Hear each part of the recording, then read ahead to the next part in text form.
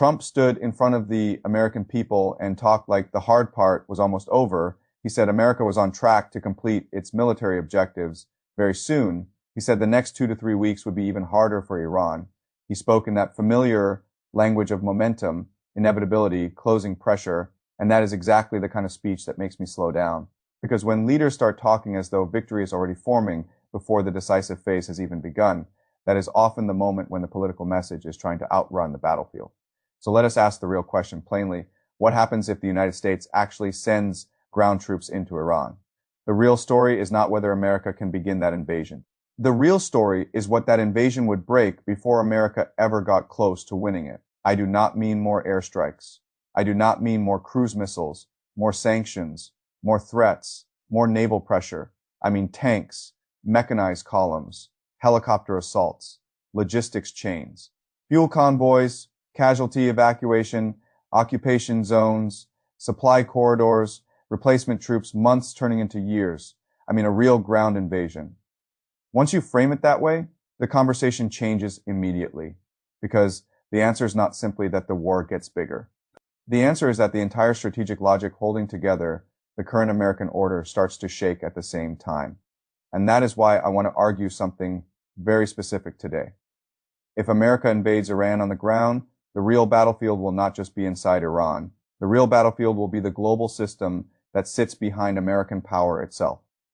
That is the axis. Not just can the United States enter Iran, the food system, the chip system, the dollar system, and the larger political order that Washington has spent 50 years trying to maintain. Let us begin with the obvious military question. Look at the map. Iran is not Iraq. Iran is not Afghanistan. Iran is not Libya. Iran is not some narrow corridor where you can punch through one capital city and then declare the political question solved. Iran is a huge country, roughly 4 times the size of Iraq, around 90 million people, mountains, plateaus, deserts, urban belts, industrial nodes, long internal depth, and multiple defensive layers that reward the defender and punish the invader. If the United States attacks from Iraq, which is the route everybody imagines first, American forces do not drive into open, flat land and roll toward Tehran. They hit the Zagros Mountains, and those mountains are not scenery. Those mountains are a defensive machine. They are exactly the kind of terrain where a weaker power can bleed a stronger power for months and years. You can hide missile teams there. You can hide drones there. You can break up convoys there. You can strike helicopters there. You can disappear there. That is not a detail. That is the core problem. If the United States tries another direction, say from the east, then distance becomes the killer. You are moving through punishing terrain and operating far away from the political center of gravity. If you try from the south, through the Gulf side, you still face difficult land, long inland movement, and the permanent vulnerability of maritime supply. Every route into Iran is bad, not bad in the television sense, where it looks dramatic for a few days and then becomes manageable bad in the structural sense. Bad because geography is already telling you before the first ground push that the attacker will pay for every mile. And then comes the second reality. Manpower, America has roughly 50,000 troops in the region right now. That number sounds large on television because television likes round numbers and dramatic maps. But that is not the number you use if you are seriously talking about conquering and holding a country this size. To conquer Iran and then actually hold it, suppress insurgency, secure infrastructure, protect supply chains, defend bases, rotate exhausted units, and keep the country from slipping into permanent sabotage. The troop requirement becomes enormous, not a little bigger, not twice as large, orders of magnitude bigger. That is where the math starts insulting the politics. Because once you talk seriously about occupation, the numbers stop sounding like a policy choice and start sounding like a military impossibility.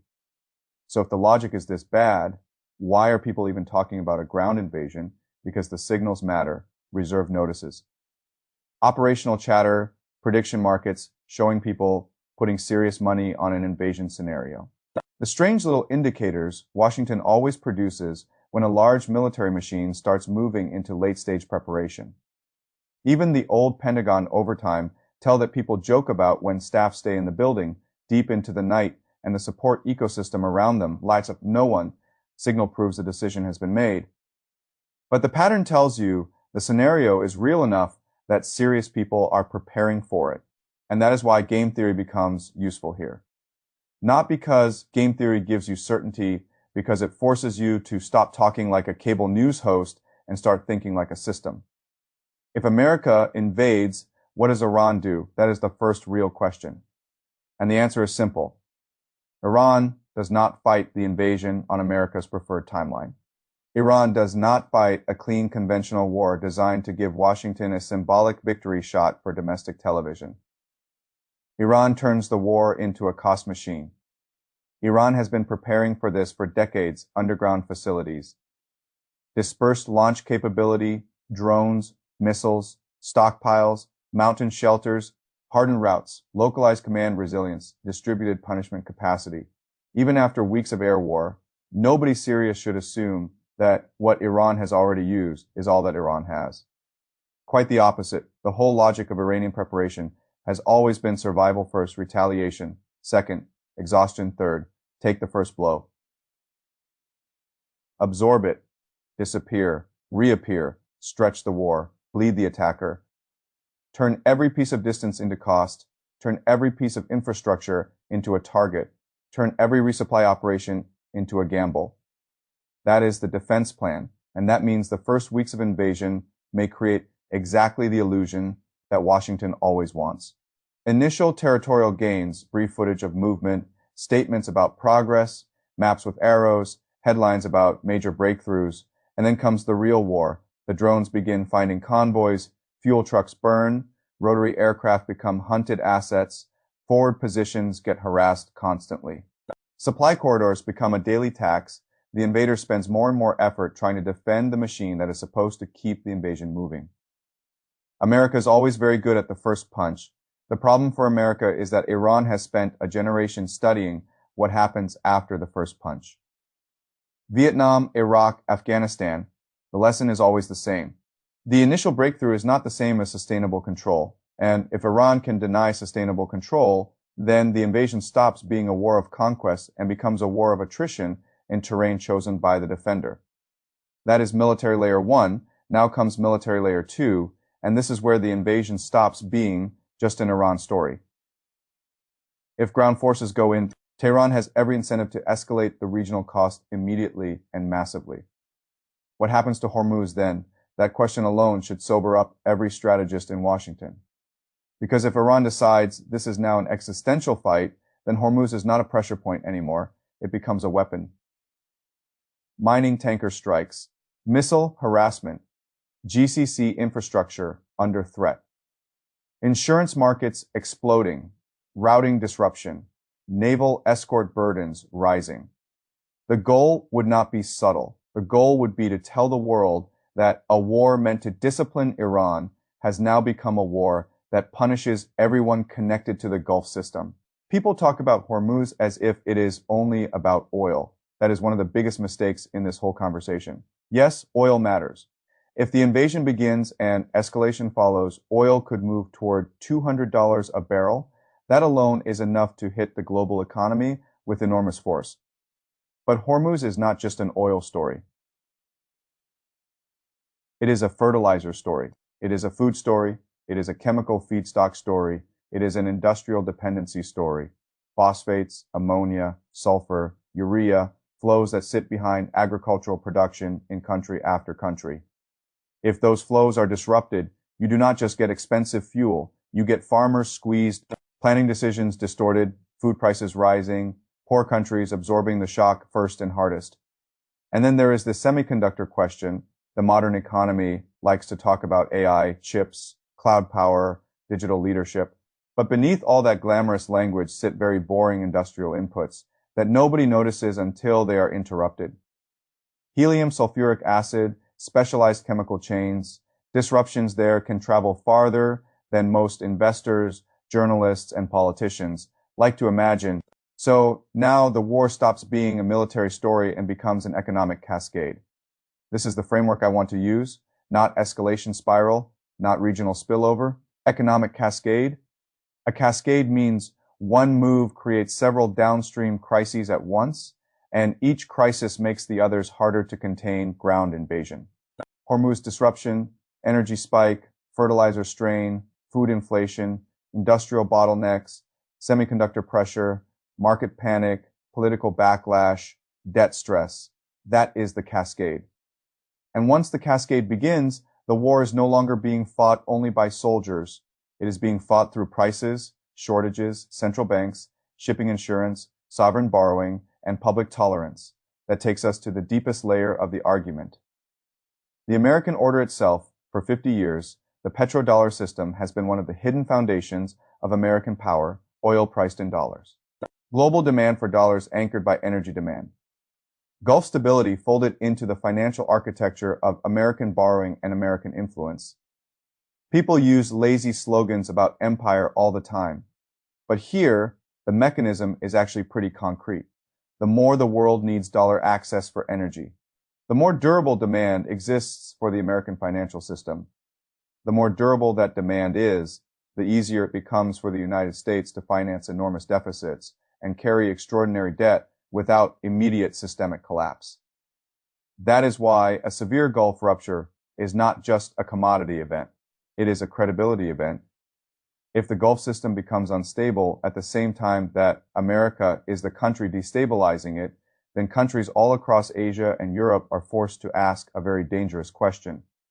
What exactly are we anchoring ourselves to? Because Asia and Europe need energy, they buy debt, they operate inside the dollar order. But if the military protector of the order is also the actor breaking the energy architecture underneath it, trust begins to erode. And once trust erodes, the financial question follows, how much more exposure do we want? How much more debt do we want to hold? How permanent is this arrangement really? That is why I say the real battlefield is not just inside Iran. It is inside the architecture of American power. Now, at this point, the standard conclusion would be simple. Trump is reckless. Trump is chaotic. Trump is moving toward a war that could destabilize the very system America depends on. There is truth in that reading. But I want to take the stronger reading seriously too, because sometimes what looks insane is not unplanned. Sometimes it is a destructive strategy with its own internal logic. So let me give you the darker possibility. What if the destruction is not accidental? What if part of the strategic logic here is not to preserve the old American global order, but to accelerate its replacement? That sounds extreme until you look at the pattern. Threats against Canada, pressure on Greenland, moves around Venezuela, the language of hemispheric consolidation, the idea of a security perimeter stretching across the entire North American zone.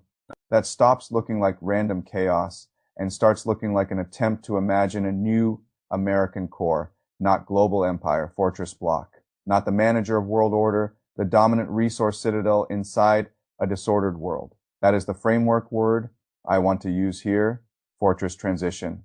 A fortress transition is what happens when a declining or overstretched power stops trying to sustain a costly universal order and instead tries to retreat into a self-sufficient continental base with energy, food, water, industrial inputs, and geopolitical insulation. Once you see that framework, a lot of the apparently disconnected moves start lining up.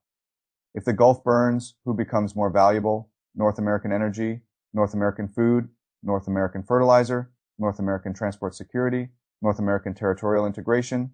If the old globalist order weakens, who can still function? The bloc with resources. Internal depth, protected coasts, agricultural scale, and reindustrialization potential. So then the invasion of Iran starts looking less like a plan to win Iran and more like a move that could break the old system faster. That does not make it wise. It does not make it moral. It does not make it certain to succeed. But it does make it strategic in a darker and more disruptive sense than the word chaos suggests. And once you follow that line, another comparison enters the picture, Russia.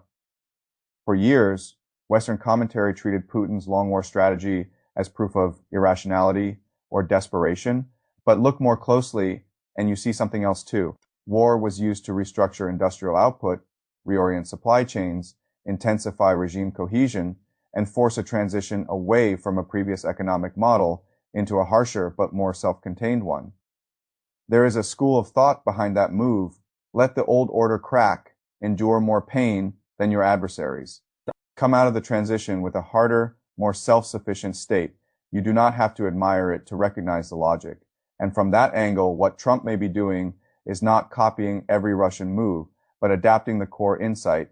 If the old American order is financially overstretched, politically fragmented, socially exhausted, and strategically overcommitted, then maybe you do not save it. Maybe you shatter it on your own terms and build a continental order out of the wreckage. Again, that is not a moral defense. It is a structural reading, and it also explains something that otherwise makes no sense. Why threaten multiple fronts while already trapped in a dangerous Middle Eastern war? Because if your objective is not tidy management, but systemic transition, then simultaneous stress is not necessarily a mistake. It is a forcing mechanism. Now let us be honest, even if that is the logic, the cost is monstrous. If America invades and loses quickly, the humiliation is enormous. The region destabilizes, the dollar order is damaged, and the global economy enters a brutal period if America invades and does not lose quickly. That may be even worse. Then you have a long occupation war, constant casualties, persistent market strain, prolonged commodity stress, and a generation-defining transfer of suffering onto ordinary people. Either way, the burden does not fall first on the strategists. It falls on soldiers, it falls on Iranian civilians, it falls on workers, it falls on poor countries that import food and energy. It falls on societies that had no say in any of this, but still have to pay more for bread, fuel, fertilizer, transport, electricity, and credit. That is the ugliest truth inside the entire discussion. Great powers talk in the language of strategy. Ordinary people experience strategy as inflation, conscription, funerals, displacement, shortages, fear, and debt. That is always how empire works. Now let me close by laying out the two broad futures as clearly as I can. Prediction 1. America invades, the initial advance produces headlines, but not control. Iran absorbs, stretches, retaliates, and regional escalation detonates the economic cascade. The war becomes a grinder. Domestic support in America erodes. The old imperial model takes a severe hit. North America still becomes more central as a resource zone, but at the price of a broken financial order, a devastated region, and a world far more unstable than the one Washington claimed it was defending. Future 2, America invades and then tries to stay. Not a clean victory, not regime collapse, a long attritional war in that future. The entire logic of fortress transition accelerates. Reindustrialization, continental consolidation, resource nationalism, a harsher America withdrawing from universal obligations, and rebuilding around energy, manufacturing, agriculture, and strategic geography, that future may look stronger on some maps. It will also look colder, poorer, more militarized, and more unequal for vast numbers of people. Either way, the old order does not come out healthy, and that is why I keep coming back to the sentence I opened with. The real story is not whether the United States can invade Iran. The real story is what an invasion would break before America ever got close to winning it. If Washington crosses that line, oil, food, chips, debt, the dollar, the Gulf, North America, the shape of the next order, that is the level on which this decision should be understood. And if the invasion comes, do not judge it by the first week of footage. Judge it by what happens to Hormuz. Judge it by what happens to energy. Judge it by what happens to fertilizer and food. Judge it by what happens to the countries buying American debt. Judge it by whether the war is really about Tehran or whether Tehran is just the detonator for a much larger transition already underway. Because once a great power starts treating systemic collapse as a usable tool, the question is no longer whether the war is winnable. The question is how much of the world has to burn before the new order is ready. And that is darker than invasion. That is the logic of sacrifice at imperial scale.